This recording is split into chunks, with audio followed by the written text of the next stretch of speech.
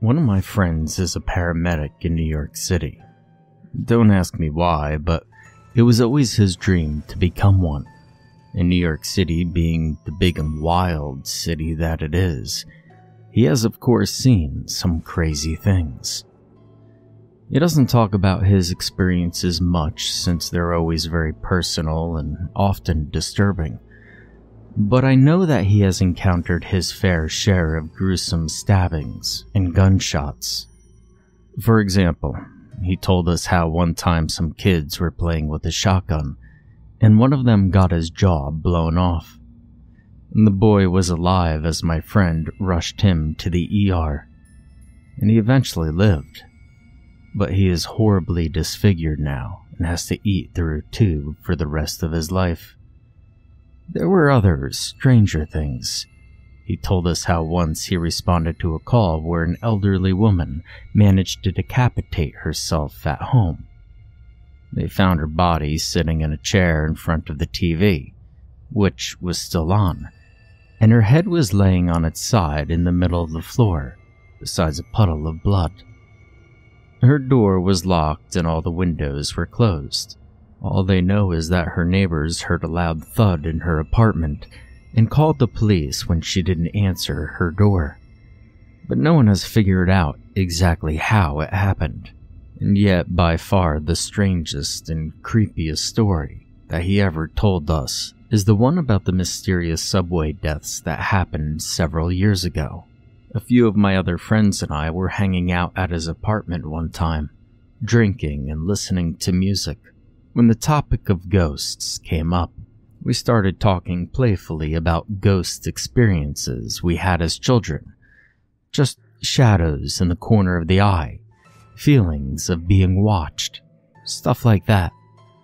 But then my friend spoke up and said in a very serious voice that he wanted to tell us a story that he swore to God actually happened, and freaked him out so much that it sometimes kept him awake, and, when he rode the subway late at night, almost gave him panic attacks. We all became serious as he told us the following story, which I will now tell you. My friend said a couple of years ago that the ambulance crews started getting calls about once every week about people found dead on the subway. The deaths always happened between a few particular stations. He said the names, but I can't recall them exactly. The New York City subway system is huge, and always happened late at night when the cars were almost deserted. In fact, the victims were always found alone in the subway cars, sitting or laying on the benches, and there were never any witnesses. Another detail is that all the victims were males, and died of heart attacks, sometimes even when they were unusually young. After the calls had been coming in steady for a couple of months, the story started to get some minor attention.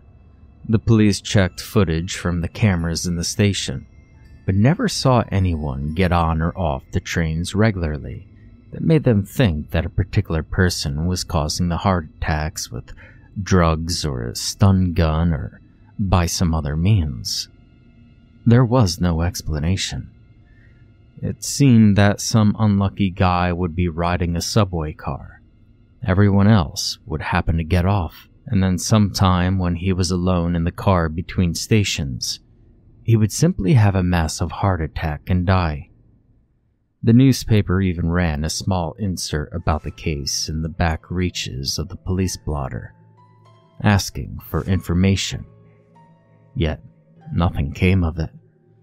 But eventually, my friend was lucky, or unlucky enough to get a clue about what might have been going on.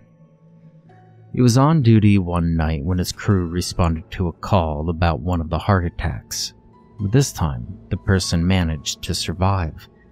They picked him up from the platform of one of the stations, where he was laying on the ground with a jacket from a Good Samaritan who called 911. The person who placed the call was still there and said that when he entered the car, he saw the man sitting slumped over on one of the benches and gasping for breath.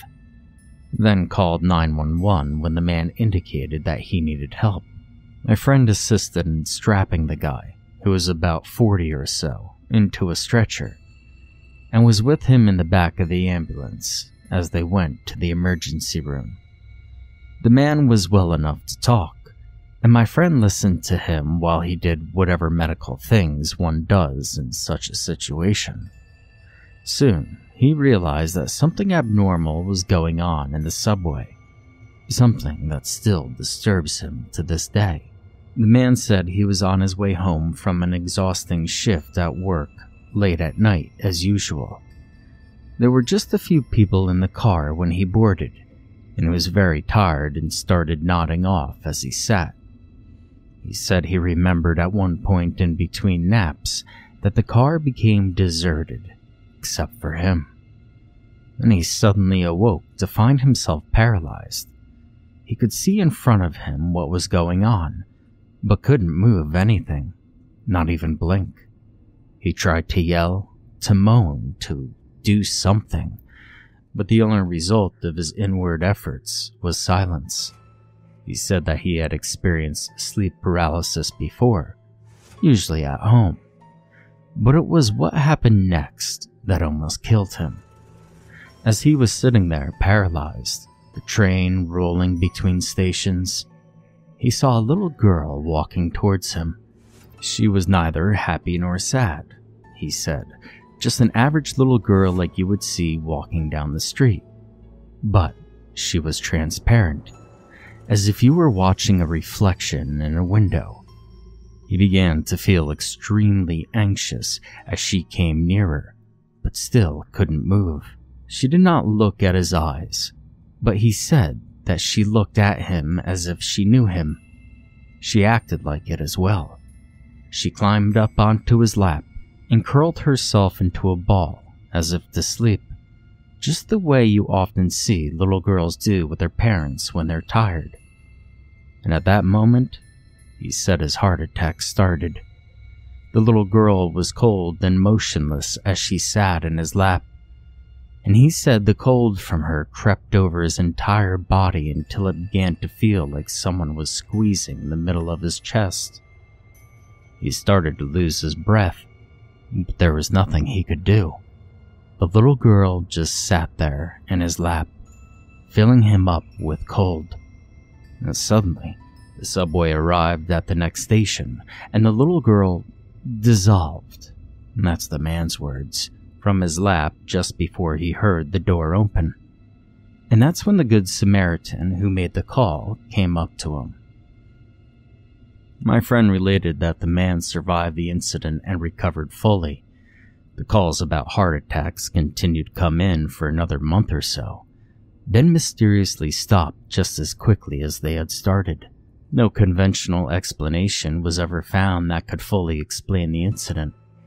My friend offered a couple theories of his own as to what might have happened. First, he said that sleep paralysis is fairly common, and often is accompanied by vivid dreams and hallucinations, which could explain what the man saw, yet it does not explain the wave of heart attacks, all occurring to males alone on the subway, all between roughly the same stations. Unfortunately, for the sake of finding the truth, the lucky man was, at least to my friend's knowledge, the only one to survive, and consequently, there were no other stories to corroborate his. The other theory is that there really was a ghost of a little girl who caused the heart attacks on the subway. Like any big city, New York has a lot of domestic crime and many broken families. My friends speculated that she was a girl who was perhaps killed by one of her parents, or who maybe died when she somehow wandered into the subway tunnels after running away from home, and spent the time after her death searching for her father. Of course, nobody knows for sure. After my friend finished speaking, we all sat there silently, staring at the ground. Some upbeat song played in the background from the stereo, but the mood was dead by now, and stayed that way until my friends and I went home. When we did, I didn't think a single one of us took the subway that evening.